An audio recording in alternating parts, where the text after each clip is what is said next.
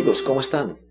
Bendiciones para todos. ¿Tú alguna vez te has preguntado qué es la oración? No, pues yo los primeros 30 años de mi vida, pues yo era católico y yo volía Padre Nuestros cada vez que iba perdiendo el año, cada vez que me han llamado a citación del colegio. Luego ya crecí, los problemas fueron otros, cada vez que yo decía, ay, ¿cómo no me puse un condón? No, de pronto la dejé embarazada, me pegaron una infección.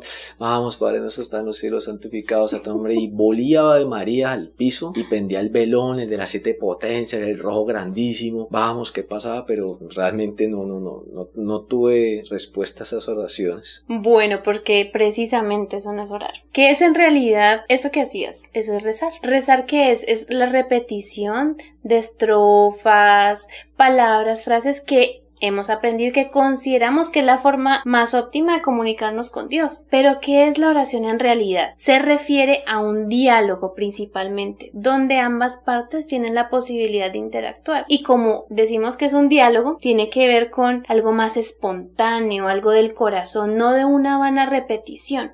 ¿Sí? Y bueno, esa es la razón por la que hoy tenemos este tema, para que podamos aclarar ciertas dudas sobre lo que es pasar ese tiempo, esa conversación que podemos tener con Dios. ¿Qué dice la palabra sobre la oración? Principalmente que es la forma en la que nosotros podemos acercarnos a Dios, alimentarnos, conocerlo, pasar tiempo con Él, llenarnos de su presencia, nos da la oportunidad de entender qué tipo de ser es Dios, ¿sí? Como cuando tenemos una relación, entre más tiempo paso yo con mi esposo, más lo conozco, me empiezo a dar cuenta cuáles son las cosas que le gustan, él conoce lo que me gusta o lo que no, incluso reconocemos nuestra voz por teléfono, ¿sí o no? Claro. Eso ocurre en la oración, ese es el propósito de la oración, que nosotros podamos tener una relación con Dios, conocernos aún más. Sí, entonces cuando nosotros caemos en el ciclo de rezar, porque es repetir y repetir y repetir y repetir y repetir, allí no hay diálogo. Y Dios necesita conectarse con nosotros para precisamente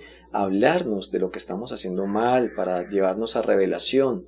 Esa es la intención de uno, interactuar, una conversación donde exponemos puntos de vista y haya forma de aclarar, refutar o profundizar. Exactamente. Ahora, ¿por qué es fundamental la oración? Además de que podamos recibir la retroalimentación, nos aporta en muchos otros sentidos. Por ejemplo, nosotros podemos tener un tiempo de sanidad, podemos desahogarnos, podemos soltar todas aquellas cosas que llevamos cargando por mucho tiempo o que nos preocupa, nos ponemos delante de Dios y con transparencia, como es un diálogo, es espontáneo, es honesto, con transparencia les ponemos a Dios lo que pensamos. Claro, y también hace parte lógica de que uno dice, Señor, perdóname mis pecados como perdono a los otros. Pero ¿cuáles pecados? Reconocerle, uy, Señor, de verdad que yo peco porque soy orgulloso, porque soy mentiroso, porque soy infiel, porque juzgo mucho. Y cuando tenemos ese reconocimiento verdadero de lo que pecamos, eso es lo que lleva a la conversación del cambio. Algo en lo que también podemos poner a prueba el poder de la oración. Cuando estamos tristes, aburridos o preocupados y empezamos a orar, empieza a haber un espíritu de calma, un espíritu de tranquilidad.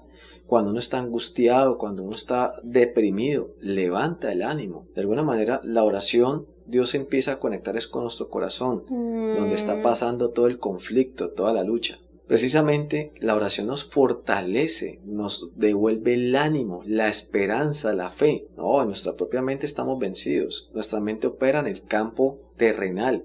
En cambio, la oración nos conecta con el campo espiritual. Y no conectamos con la nada, conectamos con Dios. Un celular toma fotos, graba videos, puedo grabar audio, puedo llamar, puedo meterme a internet. ¿Qué tantas utilidades que tiene? Pero vaya que se descargue, no sirve para nada. Lo mismo pasa con nosotros. Cuando nosotros nos dejamos caer del espíritu por la falta de oración, quedamos como que no pertenecemos a ningún lado, no tenemos esperanza, no sabemos qué hacer, cómo operamos, andamos con afán, andamos con incertidumbre. En cambio, la oración nos ayuda a aplomarnos, nos ayuda a tener como el ancla que es Cristo, que es Dios, para que nuestra fe y nuestras emociones en especial, nuestras emociones no nos tambaleen, no nos vuelvan como un títere. No nos controlen. Y podamos nosotros recuperar el norte, fijar hacia dónde vamos, quiénes somos, en manos de quién estamos. En definitiva, la oración es una oportunidad para afianzar la relación que tenemos con Dios. Total. ¿Sí? Estamos conectados con Él. Bueno, entonces ahora hablemos un poco de cómo debemos orar. Jesús en Mateo 6 nos explica un prototipo de oración. No necesariamente nos está dando un rezo que repitamos sin sentido, sino que nos está dando una especie de estructura para que sepamos cómo podemos hablarle a Dios. Entonces, ¿qué encontramos en el Padre Nuestro? Encontramos que en la oración nosotros debemos tener una actitud de humildad, de reverencia, que alabamos a Dios. Miren, Padre nuestro que estás en los cielos, ¿sí? Reconocemos quién es y lo alabamos por eso. También otra parte de la oración nos muestra que nosotros podemos dirigirnos a Él para nuestras peticiones. Cuando le dice, por ejemplo, danos hoy nuestro pan de cada día, es como que podemos traer a Él lo que nos preocupa, lo que necesitamos. Ese pan de cada día también es la fuerza espiritual de cada día. No solamente la comida, el vivir, el techo, sino también que necesitamos recargarnos de su presencia. Así es, como la porción para el día, ¿no? Claro. Las misericordias de Dios son nuevas cada día. Le pedimos esto al Señor, también nos acercamos con una actitud de arrepentimiento para confesar nuestros pecados y pedir perdón. Miren que ahí dice, perdona nuestras ofensas como nosotros perdonamos a los que nos ofenden, y de paso también estamos hablando de nuestra relación con los otros, como pedirle guía para que sepamos cómo tratar a los demás y cómo recibir el trato. Y también habla de nuevo sobre alabarlo. Mejor dicho, esta es una estructura que nos sirve a todos para que sepamos cómo acercarnos a Dios en oración. Obviamente no es una camisa de fuerza. Nosotros lo más importante que necesitamos tener en cuenta es la oración debe venir del corazón, de una actitud humilde y reverente, ¿sí? Ante el ser que tenemos frente a nosotros, pero sobre todo mucha honestidad. Para Dios no es más importante la oración de 1 hora que la oración de 10 minutos. Lo que realmente a Dios le importa es cuál es la honestidad, cuál es la verdadera, la franqueza, la necesidad con que lo hacemos desde aquí. Eso es lo que realmente pesa en la oración. Así es. Ve, pero vení, y vos revisaste ahí si de pronto es importante si oro de rodillas, si oro de pie, si estoy acostado, si cierro los ojos. ¿Qué dice de eso, Dios? Ay, no, Andrés, tú sabes que uno tiene que orar arrodillado y con los ojos cerrados, muy concentrado. Y todos deben escuchar tu oración, deben ver que tú estás orando. Sí, tengo que de pronto colocar las manitas también. También seguramente, si no, tu oración no tiene ningún efecto. Dios va a decir, así no se ora, de eso no me sirve. No. Necesitamos ser muy, muy puntuales en esto. Como ya dijimos, lo que a Dios más le importa es el corazón, no le interesa toda esta parafernalia. Entonces, tenemos varios versículos que les compartiremos en el taller donde hay ejemplos de diferentes formas de orar. Jesús oró solo, Jesús oró acompañado, Jesús oró de rodillas, de pie, noche, de día, de noche. Entonces, ¿cuál es la postura correcta? Ojos abiertos, ojos cerrados, arrodillado, parado. Lo que importa es que usted tenga una actitud de reverencia ante Dios, de humildad, de honestidad, transparencia, de corazón. Que le digas en verdad lo que sientes y que puedas estar esforzándote en tener una relación con Él. Ve, Pau, ¿y has encontrado en algún lado cómo rezo el rosario, cuántas pepitas tiene, todo esto? ¿Existe algún versículo que me lo explique? No. La palabra no menciona ni el rosario, de hecho también habla de las estatuas. En el Antiguo Testamento habla de no tener ídolos, de no tener imágenes ni de lo que está en los cielos, ni de lo que está en la tierra, ni de lo que está en los mares, ¿sí? Y menos que nos acerquemos a adorarlas. Tampoco habla nada del rosario, ni Jesús dice que tenemos que rezar el Ave María. Simplemente nos habla de orar y lo hace en la forma en que Él nos explicaba. ¿Sí? Que dice que orar sin cesar, que mantengamos en oración, que estemos acercándonos a Dios constantemente, pero sí es muy específica la palabra cuando dice que nos acerquemos a Dios con actitud de acción de gracias, con corazones honestos, con manos limpias, es decir, que nos hayamos puesto a cuentas. Ok, en el perdón, en el arrepentimiento. Exactamente. ¿Y una velita, uno colocar una vela y rezarle a eso? No. Ay, ¿cómo así? Tampoco. La palabra dice que lo único que hace la diferencia en la oración, además del corazón, y que Dios siempre escucha, porque la palabra dice que todo el que se acerque a Dios, Dios no lo rechaza. Lo único que la palabra dice que sirve como medio es Jesús. Jesús es el único camino. La palabra, él mismo lo dice, yo soy el camino, la verdad y la vida. Nadie viene al Padre sino por mí. No dice tienen que traer la vela, no dice tienen que rezarle a tales santos, no. En el nombre de Jesús. ¿Jesús también es nuestro intercesor? Así es.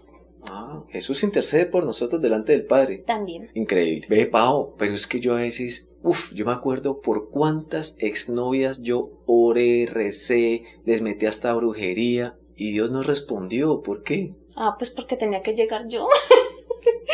Pues sí. No, pues, en cierta forma, lo que pasa es que hay una parte en la que Jesús dice que no recibimos porque pedimos mal. ¿Y por qué pedimos mal? Porque nosotros pedimos a veces lo que queremos, pero no necesariamente pedimos lo que necesitamos. Lo que conviene. Lo que nos conviene, ¿sí? Te convenía yo. Por eso, gracias a Dios, el Señor no escuchó esas oraciones de esas otras mujeres, porque sabía que necesitabas esta esposita. Y pues sí, realmente es verdad, porque yo creo que si Dios hubiera contestado esas oraciones, ya tendría unos 3 divorcios. Ay, no, en serio, qué exagerado. Sí, entonces vemos cómo Dios responde, que nosotros queremos que responda de cierta manera, pero no es así. Dios responde como necesitamos que responda y de acuerdo a su voluntad, pero sí responde. ¿Y eso qué significa? Que Dios escucha. Jesús de hecho dice que lo que le pidiéramos al Padre en su nombre, Él nos lo daría. Obviamente cuando dice en su nombre significa también en su voluntad. En el nombre de Jesús. Ajá, Claro. Entonces lo que sea su voluntad y que sea lo mejor para nosotros es lo que Dios va a dar. Bueno, pero yo también sé de muchas personas que han orado y le piden a Dios que quieren escuchar su voz. Ujú. Pero escuchan la voz de Dios, les dice qué pueden hacer, qué deben de hacer y no le obedecen. Entonces el problema no es que uno no escuche la voz de Dios, el problema es que uno pueda obedecer a Dios. También, ¿sabes qué pasa? Que a veces estamos tan ensimismados en escuchar nuestras propias voces que no abrimos nuestros oídos para escuchar lo que Él tiene que decir. Bueno, ya que estamos hablando de que Dios responde, yo he escuchado que Dios responde con sí, no y espere. Ujú. Pero ¿y qué me dices cuando uno tiene un sueño? Un sueño donde yo siento que Dios me habló, Dios me reveló, Dios me mostró algo. ¿Cómo hago para yo saber que eso viene de Dios? Bueno, ahí hay varias cosas importantes. Si es un sueño de Dios, yo necesito a través de la oración, la lectura de la palabra, incluso consultar a otros, ¿sí? Con mayores espirituales sobre si ese sueño es algo que Dios está usando para hablarme. Porque hay ejemplos en la palabra donde Dios usó sueños para hablar. Daniel, Sí. Dios le dio a Tremendas profecías, claro, y a José también. También a José. Bueno, eso por un lado. O sea que Dios puede hablar a través de los sueños, pero hay que tener cuidado con eso. No todos los sueños significa que Dios está enviando una visión o un mensaje o una profecía. Okay. ¿Por qué? Porque los sueños también tienen que ver con nosotros mismos. Por ejemplo, cuando nosotros tenemos diferentes situaciones en el día, experiencias o vivencias, preocupaciones o temores, también se pueden ver reflejadas en los sueños. Son una especie de residuos de lo que vivimos en el día, Okay. ¿sí? O de algo que está muy presente en cuanto a lo psicológico. Y además de todo, hay sueños que no vienen de Dios. El enemigo también pone sueños en nosotros, Claro. porque por eso nuestra mente es algo que nosotros necesitamos proteger, pedirle a Dios que la guarde, porque el enemigo lanza dardos a nosotros. Y qué curioso que tocamos eso, porque si hay un horario favorito de la brujería para empezar a atacar nuestras mentes, es más o menos en la madrugada, tipo 2, 3 de la mañana, cuando saben que uno está dormido y allí pueden empezar a mandar cosas. Claro. Pero esto no es para asustarnos, porque cuando estamos en Cristo, cuando nuestra vida está en obediencia, el Señor dice que protege nuestros sueños. Así que una cosa es uno estar de la mano de Dios como debe de ser, que nos protege de todo hechizo o brujería, y otra cosa es obviamente andar en desobediencia donde no hay nada que nos proteja. Esperamos que este tema haya sido de utilidad. Recuerden que este fue el segundo módulo. Vienen otros módulos con temas muy importantes para que podamos fundamentar una relación con Dios súper bien desde el principio. Esperamos que realicen el taller, ¿sí? Que está adjunto. Y cualquier duda, cualquier pregunta que ustedes tengan, no duden en escribirnos. Y recuerden, no se queden con todo lo que decimos. Ustedes tienen que ir a la palabra, verificarla, leerla. Es más, pueden buscar en internet referencias bíblicas con respecto a estos versículos. Estudien y así no van a ser engañados. Así es. Que Dios los bendiga.